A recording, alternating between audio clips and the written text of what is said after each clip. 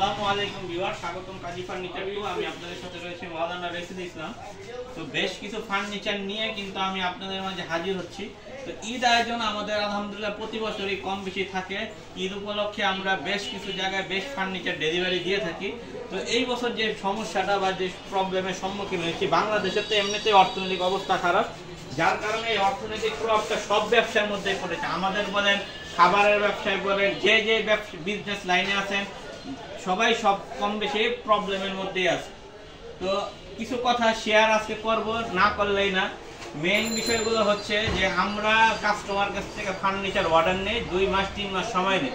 কেন নেই? যাতে কাঠটা ভালো দিতে পারি, শুকায় দিতে পারি, বার্নিশটা যাতে ভালো হয়, এবং আপনার এই প্রোডাক্টটা দেখে যাতে আমাদের আরো 2-4 জন অর্ডার দেয়। এটাই হচ্ছে আমাদের মূল থিওরি। হ্যাঁ, ইউটিউব দেখে কয়জন অর্ডার দেবে জানি না, কিন্তু একটা বাসায় যখন ফার্নিচার যায়, এই ফার্নিচারের কাজ দেখে, কোয়ালিটি দেখে এমন আরো কিছু অর্ডার আমরা পেয়ে থাকি। এটা সবসময় আমাদের হয়। তো আমাদের ওই দিক থেকে লক্ষ্য থাকে যে ভালো কিছু দেওয়া। তো এই বছর যে সমস্যাটা হয়েছে, সমস্যাটা কি আমি আপনার শুরু থেকে একটু ক্লিয়ার কাট বলি যে আমার দেখেন এখানে কিন্তু অপারেশন হয়েছে। হ্যাঁ, এই পুরো হাত এইখান থেকে এই পর্যন্ত আমার পুরো সার্জারি করা। প্রায় এই হাতে আমার প্রায় 64টা শিলি পড়ছে আমার এই হাতে। এখানে কিন্তু পায়ের মধ্যেও কিন্তু আমার রড ঢুকানো। আমি 28 দিন ছিলাম আইসিইউ এর মধ্যে। এর আগ মুহূর্তে বা ওই সময় যাদের ফার্নিচারগুলো অর্ডার হয়েছিল, দায়িত্ব ছিল আমার ছোট ভাই। সে ওইভাবে আমি যেভাবে একটা ম্যানেজ করে সবকিছু ইয়ে করি, সে কিন্তু ওইভাবে ম্যানেজ করতে পারেনি।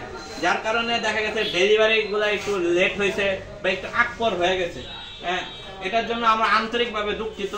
আমরা সবসময় সময় দেখি, এমন আমার শোরুম এমনও ফার্নিচার বানানো আছে আজকে 1 বছর ধরে বানায় রাখছি। আমি 1 বছর ধরে ওনাদের সমস্যাই দেখছি। 1 বছর ধরে ওনাদের ফার্নিচার ডেলিভারি নেওয়ার খবর নাই। উনি প্রায় 1 লাখ টাকা অ্যাডভান্স করে রাখছে, অনেক টাকার ফার্নিচার, প্রায় 5-6 লাখ টাকার ফার্নিচার। 1 বছর যদি ওই ফার্নিচার আমার শোরুমে পড়েই থাকে, তাহলে আমার লাভটাপ তো সব চলেই যায়। যদি আমরা আপনাদের কাস্টমারের সমস্যা আমরা বুঝতে পারি, আপনারাও আমাদের সমস্যাটা কম বেশি বুঝতে হবে। আমরা কিন্তু ইচ্ছা করে কখনো কোনো কাস্টমারের মাল লেটে কখনো দেই না। এবার আমি অসুস্থ থাকার কারণে, হসপিটালে ভর্তি থাকার কারণে, আর এইখানে আজকে দাঁড়িয়ে যে ভিডিও করছি, একটা উপর আল্লাহর বিশেষ করুণা আমার প্রতি এবং আমার মা বাবার দোয়া এবং সকলের ভালোবাসা এত দ্রুত যে আমি এখানে দাঁড়ায় আপনাদের মাঝে কথা বলতে পারতেছি, এটাই অনেক বড় একটা বিষয়। তো আমি সংক্ষেপে ডাইনিংটা নিয়ে কথা বলি।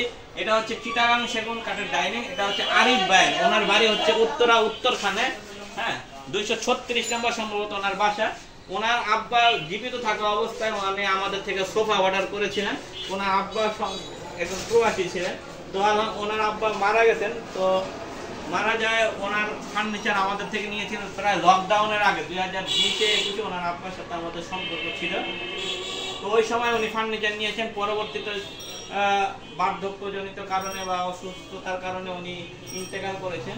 তো দীর্ঘ সময় পরে ওনারা ওনাদের ঘরের জন্য একটা 4 চেয়ারের ডাইনিং এবং একটা শাহী পিলার খাট নিয়ে আসছেন। এই হচ্ছে 4 চেয়ারের ডাইনিং। এটা হচ্ছে চিটাগাং সেগুন কাঠের। অনেকে কাঠ সম্পর্কে ধারণা নেই, আমি একটু সংক্ষেপে কাঠটা নিয়ে বুঝে। চিটাগাং সেগুন কাঠের 2 ধরনের ফাইবার থাকে। একটা হচ্ছে কালো ফাইবার, এটা কম বেশি কাঠে থাকবে। আরেকটা হচ্ছে কাঠের আঁশ। এই যে কাঠের যে আঁশ দেখতে চিরা চিরা চিরা চিরা এক ধরনের আঁশ থাকে, যেটা আপনার চিটাগাং সেগুন ছাড়া কোনো যশোর সেগুনে থাকে না। এবং চিটাগাং সেগুনের কাঠটা যেমন লাইট হয়, অন্য সেগুনের কাঠগুলো এত লাইট হয় না, একটু ডিপ হয়, ডার্ক হয়। কিন্তু আবার চিটাগাং সেগুন কাঠের যে একটা কালো ফাইবার হয়, যে শাইনিংটা আসে, এগুলো আবার যশোর মতো সেগুনে এই ফাইবারটা আসে না। তো এই ডাইনিংটা, এই ডাইনিংয়ের যে নকশাটা, এই ডিজাইনটা আমাদের খুব পপুলার একটা ডিজাইন।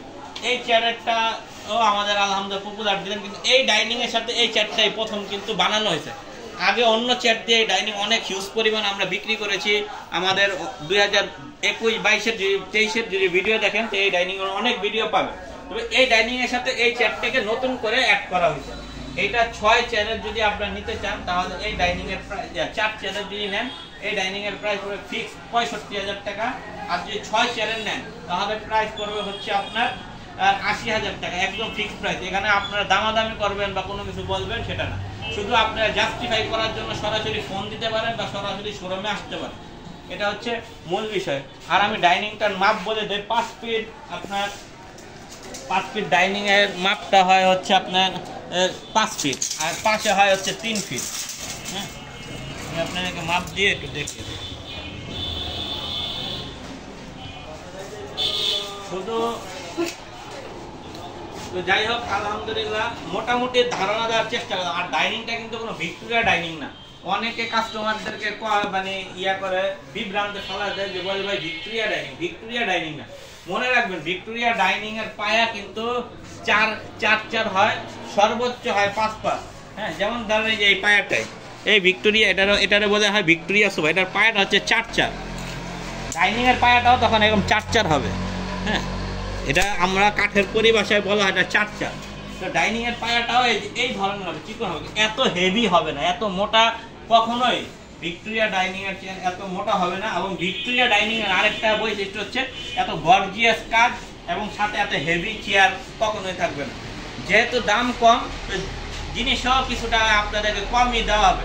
অনেকে মনে করেন ডাইনিং তো দেখতে একই, কখনোই এক না। যেটা আপনার 80,000 টাকার ডাইনিং আর একটা ভিক্টোরিয়া ডাইনিং এর সাথে ডিফারেন্স আকাশ পাতাল। যদি আল্লাহ পাক কখনো সুযোগ হয় একসাথে আমি একটা ভিক্টোরিয়া ডাইনিং পাশে একটা মোগল ডাইনিং রেখে ভিডিও আমি করব, তখন আপনি বুঝতে পারবেন যে আসলে কতটুকু পার্থক্য হয়।